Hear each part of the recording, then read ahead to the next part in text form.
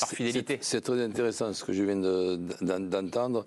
Et c'est difficile de trancher, mais bon, il faut que je le fasse quand même. C'est un moment Donc où... Dembélé, malgré son but du gauche, lui qui est droitier, ben, j'étais même surpris qu'il cadre. Donc j'ai dit bravo, doublement bravo. Mais Koné fait pour moi la différence par son manque d'expérience. En ratant ces 2-3 premières interventions et faire le match que nous avons vu, en nous faisant déjà penser qu'il va peut-être ne pas s'arrêter là et devenir un joueur important dans les semaines et les mois à venir de notre équipe de France, donc je mets Koné. Je pense que votre verdict en a surpris plus d'un. Bertrand Latour est choc-barre.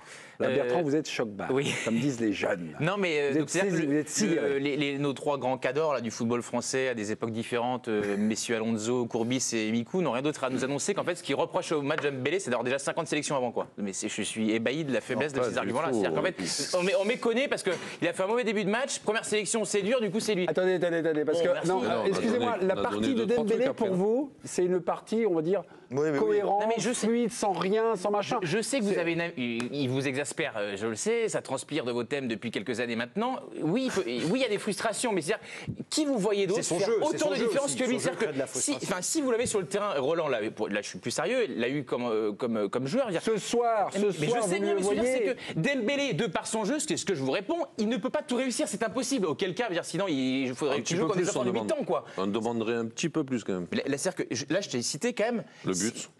Là, il y a un problème de. Ah, la frappe sur la première. La frappe sur le premier. J'ai même pas dit qu'il était impliqué sur le but de. Oui, mais attends, c'est une grosse frappe qui perturbe le gardien.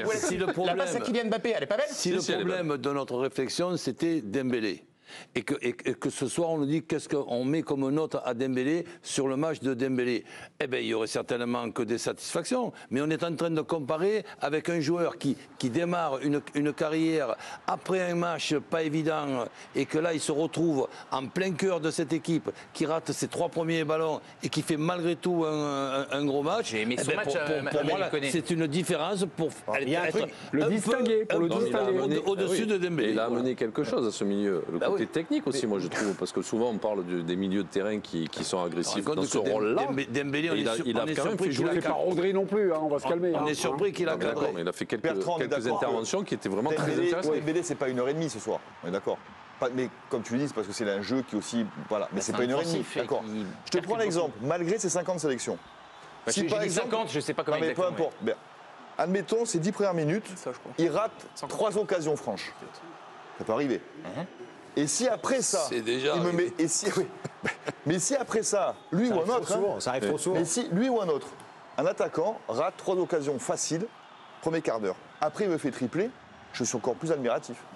Parce que le mec est rentré est resté dans son match et d'autant plus là, le facteur aggravant, j'ai envie de dire, c'est qu'effectivement c'est sa première sélection. Combien on a vu de joueurs rater leur premier quart d'heure dans la première sélection et disparaître du match complètement? Ou pas Mécano. Oui, en Ukraine. Moi, je ne suis pas d'accord sur l'analyse de Bertrand, sur justifier le fait que Dembélé rate beaucoup de choses par rapport à tout ce qu'il fait. Tu vois, par rapport à ses enchaînements et tout ça, et qu'il rate. Moi, je ne suis pas d'accord avec ça. Parce que des joueurs comme lui, avec la qualité pour éliminer et pour aller vers l'avant, quand il rate, c'est des choses très, entre guillemets, faciles. Il réussit le plus difficile. C'est-à-dire qu'il est à 20 mètres du but, à 10-15 mètres du but, et il va te tirer des balles à 10 mètres du but. Ouais. Et il n'est pas déséquilibré, il n'est pas dans la vitesse. Et moi, je ne trouve pas qu'il y ait de cause à effet. Il a raté quelques dribbles, mais il ne nous a pas arrosé les tribunes. Non, mais je ne parle pas de ce soir en particulier, je parle en général. Tu vois, quand on justifie le fait qu'il rate ses frappes ou ses centres, tout ça. Attendez. Non, mais moi, je ne critique pas quand il rate des dribbles. Oui, mais le déchet, moi, je faisais référence à ça. Mais souvent, moi, justement, il fait la diff et c'est après qu'il arrive. Il devrait calmer et puis après, tu ajustes.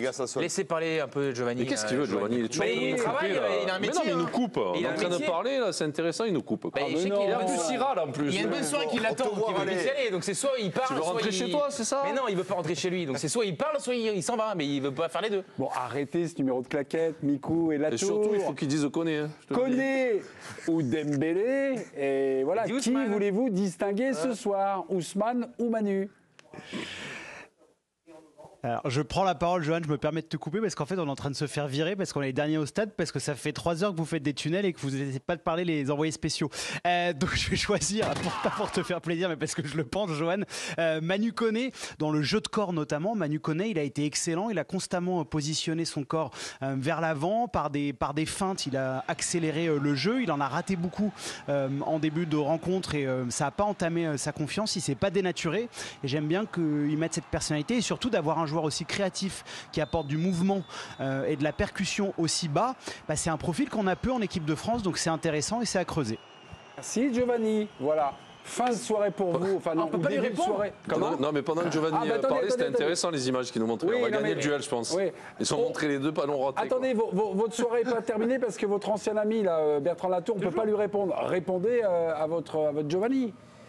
Non, moi sur le profil là, du joueur que décrit Joe, moi je ne suis pas vraiment d'accord avec lui. Moi je ne dirais pas que Manu Koné est un joueur créatif. Évidemment qu'il a des bons pieds, c'est un international français, il est à Gladbach, il va à l'AS Roma, évidemment que c'est un joueur de qualité. Mais pour moi, c'est un joueur qui est dans le profil de ceux que nous avons déjà en équipe de France. Je suis pas d'accord. Moi, je suis dans la construction, moi je ne sais pas s'il a dit créatif, Giovanni. Oui, mais dans la construction du jeu, pas créatif offensivement, parce qu'il y va rarement, même si on l'a vu faire quelques frappes, etc. Et même là, quand on le voit, la percussion. Je pense que c'est un joueur qui peut amener. Je pense que Kamavinga a une capacité. Dans ce côté d'orientation aussi, de jeu. Je trouve que Kamavinga a une capacité à éliminer et qui lui est super, comme celle-ci, qui s'en rapproche un petit peu. Je pense que la qualité de passe d'Aurélien Tchouaméni n'est pas inférieure à celle de. Mais là, t'en as un pour les deux trucs. Là, tu réunis deux joueurs en un. Zahir Emery, qui a moins le vent dans le dos en ce moment, mais quand il était très bien, il a cette capacité aussi à perforer, à être buteur. Il a marqué beaucoup de buts. Bertrand, pas aussi bas. Lui, il a aussi une capacité à orienter le jeu aussi. Je crois que c'est le deuxième, je crois. Sur le deuxième, il est un peu bloqué sur un côté, hop, il sort, et il va orienter de l'autre côté, puis ça aère le jeu, et ça permet après à l'action de Dembélé le but. Moi, je trouve que ce soir, pour une première sélection, il a montré quelque chose de très intéressant, son caractère, sa personnalité. La personnalité, absolument. Il y a une grande personnalité parce que pour sortir, et vous l'avez dit, pour sortir, on va dire, de ce début, de cette ornière, de ce début de match cataclysmique. Avec un jaune. Mais est-ce qu'il a un talent à la hauteur de sa personnalité? Parce que parfois, il peut tenter des trucs. C'est parfois peut-être un petit peu risqué. On ne pourra pas le savoir ce soir. Non, on ne pourra pas le savoir ce soir, d'accord. Mais il y a quelque chose, peut-être une petite alerte, grosse personnalité. Mais est-ce qu'il a des qualités techniques en accord avec sa personnalité? Après, lui, déjà, contrairement aux autres, il n'est pas dans des clubs de la même division. Il a signé l'AS Roma, il n'a pas signé l'Inter Milan. Non, mais ça, c'est un élément factuel. Deschamps sur Koné. Absolument, Didier Deschamps, plutôt flatteur à l'égard de Manu Koné, donc le milieu de terrain de l'équipe de France. Il a eu 2 prises de balles difficiles. Certes, j'ai fait jouer des jeunes. Si on était en qualification, j'aurais fait autrement. L'apprentissage passe par des fautes. Sur son premier match, Pogba avait pris un rouge, mais je ne vais pas le comparer à Paul. Il y a des étapes à franchir. On espère évidemment qu'il va les franchir. Voilà, je crois que Giovanni Castaldi nous a quittés. Voilà, je voulais juste faire un petit coucou, un petit truc comme ça, puis voilà, regardez. Voilà. Ah, mais tant qu'il y a ça, il peut être là. C'est-à-dire que la caméra tourne toujours. Il peut être là? Donc d'un instant. Il n'y a rien, je crois que c'est terrible. Sur le match de Koné, on peut inverser. Vous nous parlez du match de Koné, vous qui avez défendu je voudrais juste Dembélé. une petite image du match de Dembélé quand il a marqué.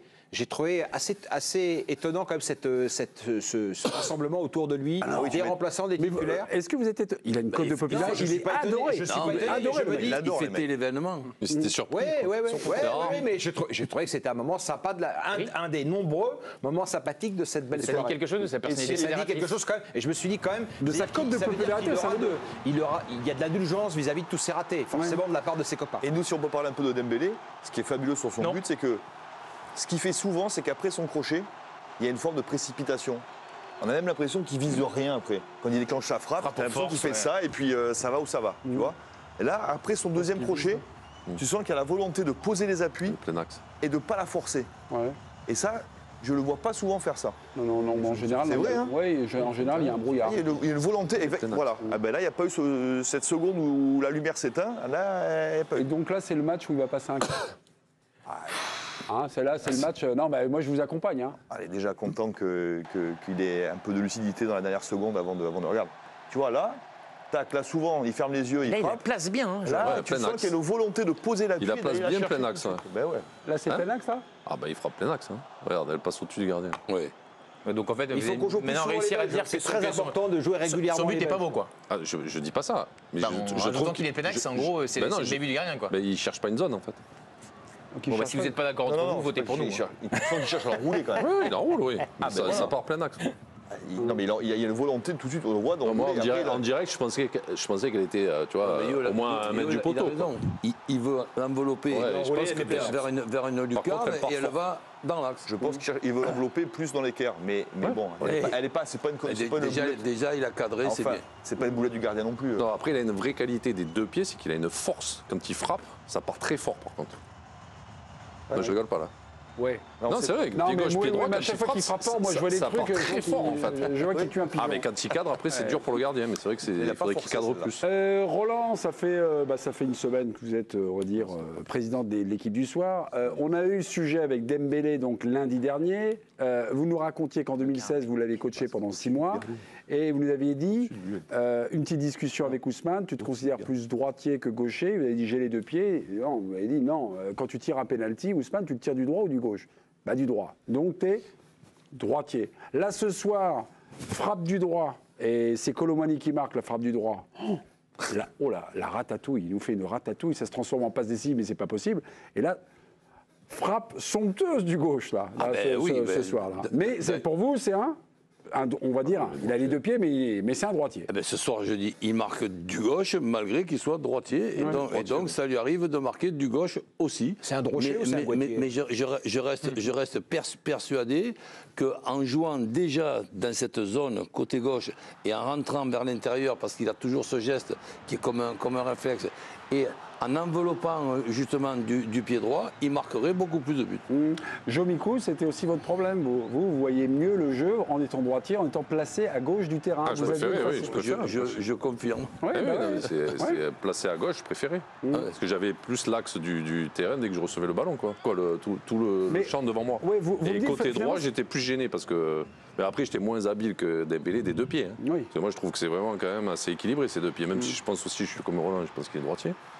Mais pied gauche, c'est quand même la conduite de balle, la frappe et tout. C'est quand même, on a l'impression qu'il est gaucher aussi. Mais vous, naturellement, vous, m'avez fait ça comme votre champ de vision. Comme si finalement, il y avait des solutions qui s'ouvraient plus facilement. Comme j'étais droitier, je recevais le ballon là, je contrôlais avec mon pied droit. Et donc, forcément, j'avais tout le jeu. Donc, si je recevais le ballon côté droit, comme ça me fermait un peu cet angle-là. Donc, je préférais jouer à gauche. En même temps, je vais profiter pour lui faire un compliment mérité que lui ne pourra pas dire. C'est en ce qui concerne, côté gauche, pour le droitier qu'il était, c'était son meilleur côté. Mais ce qui était très intéressant et très passionnant pour l'entraîneur que j'étais, c'est cette intelligence de jeu. Et cette intelligence de jeu, pas de beaucoup de joueurs l'ont.